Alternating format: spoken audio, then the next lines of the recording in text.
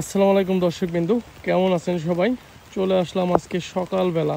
কৃষি হচ্ছে আমার মাইন্ডের ভিতরে এমনভাবে গেঁথে গেছে যে প্রত্যেক দিন সকালবেলা যদি আমার এই প্রজেক্টগুলোতে না আসি, একবার না দেখি, আমার দিনটাই আসলে ভালো যায় না।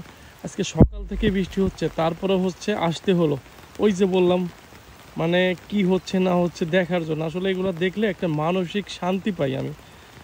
তা হচ্ছে এই যে আমার সামনে যে প্লটগুলো দেখতে পাচ্ছেন, এগুলো হলো আমার পেঁপে গাছের জন্য তৈরি করছিলাম।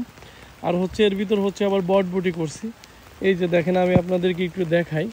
অনেকেই বলেন যে ভাই পরেও তো বেড করা যায়। তো ভাই, আমার এই জমিটায় যদি বেড না করতাম, এই যে এখন যদি আমি পেঁপে গাছের চারাগুলো থাকতো, গুড়ায় কিন্তু পানি জমে যেত, আর ওইখান থেকে পচনের সৃষ্টি হয়ে পেঁপে গাছগুলো মারা যেত। কারণ আপনারা সবাই জানেন যে পেঁপে গাছ কিন্তু পানি সহ্য করতে পারে না।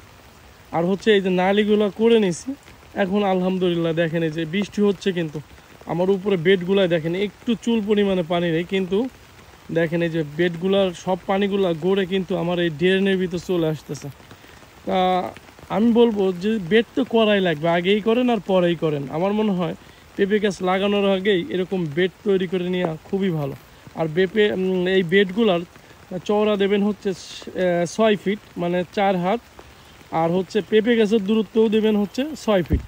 দেখবেন এটা হচ্ছে একটা আদর্শ মাপ, আপনার সব কিছু খুবই সুন্দর হবে।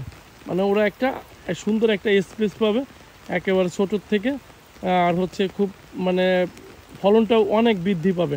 অনেকেই ভাবে যে বেশি গাছ ঘন করে লাগালে আমার মনে হয় ফলনটা বেশি পাবো, বেশি গাছে বেশি ফল। আসলে এরকম বিষয়টা না। আপনার প্রত্যেকটি জিনিসের কিন্তু একটা নিয়ম আছে, ওই নিয়মগুলো মেনে চলার চেষ্টা করবেন। ধন্যবাদ।